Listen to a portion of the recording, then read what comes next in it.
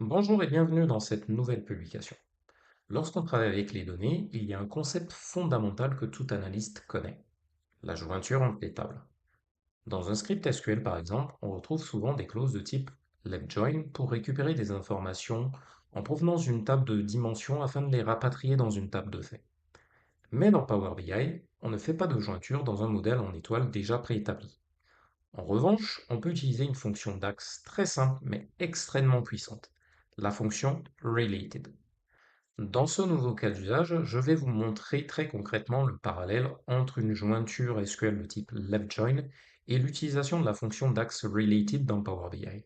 Vous allez voir qu'au final, la logique est exactement la même, mais adaptée à la puissance du modèle relationnel de Power BI. Comprendre cette logique permet de mieux structurer ces modèles et de créer des analyses beaucoup plus efficaces. C'est ce que nous voyons en détail tout de suite.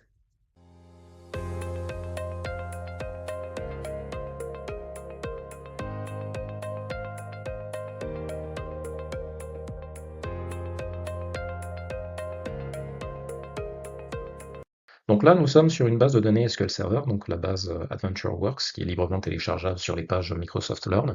Donc de cette base, j'ai ouvert une console SQL et j'ai extrait en fait un certain nombre d'informations de la table de fait Fact Internet Cells. Donc voilà, les informations qui m'intéressent. Donc qui sont listées dans le résultat que vous voyez, hein, donc dans le tableau qui s'affiche juste en dessous. Voilà, et élément tout à fait intéressant là-dedans, c'est que j'ai une colonne intitulée Promotion Key, un champ intitulé Promotion Key, donc qui fait partie de cette table de fait. Or, dans ma table, je n'ai pas d'informations sur les pourcentages de réduction réalisés ou sur les réductions réalisées. Donc, le seul élément que j'ai, c'est la fameuse clé de promotion. Et dans ma base de données, j'ai une table donc dim promotion. Voilà, j'ai ouvert une nouvelle console SQL où j'ai extrait en fait les informations de cette table. Et je constate que le premier champ de cette table, c'est le fameux promotion key, voilà, avec un ensemble d'éléments, donc des descriptions dans différentes langues, hein, anglais, espagnol, français, et le pourcentage de réduction à travers ce champ discount percentage. Et moi, ce que je voudrais faire, donc ce que ferait un data analyst, un consultant BI ou quelqu'un qui travaille dans un service data, justement, lorsqu'il travaille sur SQL, pour pouvoir calculer un chiffre d'affaires net réalisé, enrichir son script avec ceci, il a besoin d'abord de ramener une information sur des réductions réalisées. Et moi, cette information, discount percentage, je voudrais la ramener justement dans le script que j'ai fait pour extraire les informations en provenance de la table de fait. Donc, qu'est-ce que je vais faire pour ramener le fameux discount percentage? Donc, je vais aller à la ligne ma clause from. Je vais rajouter donc une nouvelle clause. Cette fois-ci, je vais faire une jointure. Je vais faire left join. Pourquoi left join? Donc, jointure externe gauche. Jointure externe gauche parce que là, ma table de référence, c'est ma table de fait. J'ai pas envie qu'il manque des informations. Donc, je vais glisser, voilà, je vais glisser promotion, la table promotion.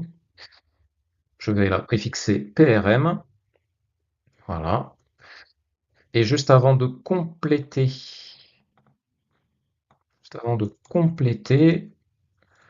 je vais d'abord, voilà, je vais rajouter une ligne juste à la fin de la clause select. Et là, je finis mon left join, la clause de ma left join, donc left join promotion, donc que j'ai préfixé PRM, on. Et là, je vais utiliser mon préfixe fact, donc qui cible ma table de fait. Donc ça va être fact quoi? Fact promotion key égale, donc left join on fact promotion key égale prm point promotion key. Voilà. Et là, je retourne donc dans ma clause select et je vais rajouter justement le champ qui m'intéresse, discount percentage. Et là, j'exécute. Donc, on peut observer, à la fin de mon résultat, j'ai bien la colonne discount percentage, voilà, qui me ramène les différents pourcentages de réduction. Voilà, je n'ai pas que des zéros, hein, j'ai du 2%, j'en ai d'autres. Donc pour m'assurer que ça a été bien fait, on peut rajouter une clause where, juste un filtre.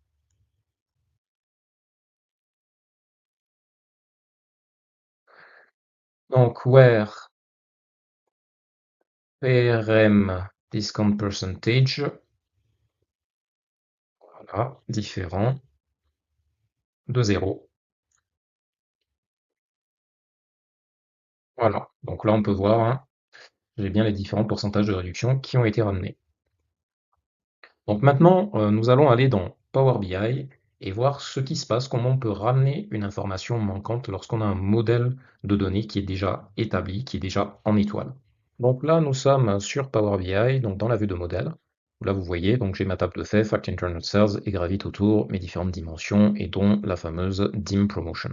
Donc lorsqu'on va dans l'affichage des tables, qu'on peut observer, hein, voilà, la fameuse DIM Promotion, avec différentes informations, et notamment discount percentage. Et justement, le discount percentage n'est pas dans la table de faits. Donc moi, ce que je voudrais faire, justement, c'est ramener le fameux discount percentage dans ma table de faits. Pourquoi? Pour pouvoir ouvrir, donc pour pouvoir, je dirais, rajouter une colonne calculée afin de pouvoir établir le chiffre d'affaires net réalisé, ou plutôt la vente nette réalisée. Parce que dans ma table de faits, voilà, j'ai différents éléments, donc le prix unitaire, voilà, total cost, voilà, sales amount, voilà, donc le montant de la vente, mais vu que dans ma base de données, j'ai différents pourcentages de réduction, donc là, en fait, ça veut dire que, en fait, selon les achats, il y a une réduction à appliquer aux articles. Et donc, pour ne pas biaiser mon chiffre d'affaires, il faut que je tienne compte de cette information. Donc, je vais ramener le fameux discount percentage dans ma table de faits. Donc, pour ce faire, alors, voilà, là, je vais juste double-cliquer sur la colonne pour copier-coller le nom. Et donc, je me positionne sur Fact Internet Sales. Donc, je vais y rajouter une nouvelle colonne. Voilà. Je vais mettre le même nom, Discount Percentage, et cette fois-ci, je vais faire référence à la table d'ImPromotion. Et pour ce faire, je vais utiliser la fonction DAX Related. Related, quoi? Alors, là, comme ça, évidemment, c'est trop facile. Donc, dim promotion et discount percentage. Et là, j'ai bien les pourcentages de réduction qui sont ramenés dans ma nouvelle colonne, donc information exhaustive. Ce qui fait que je peux maintenant rajouter une nouvelle colonne pour calculer la vente nette réalisée, qui tient compte cette fois-ci du pourcentage de réduction. Voilà, c'est tout pour cette vidéo. Vous comprenez maintenant que la fonction related permet de reproduire la logique de la clause SQL left join. J'espère que cette vidéo vous a plu, auquel cas n'hésitez pas à mettre un petit like.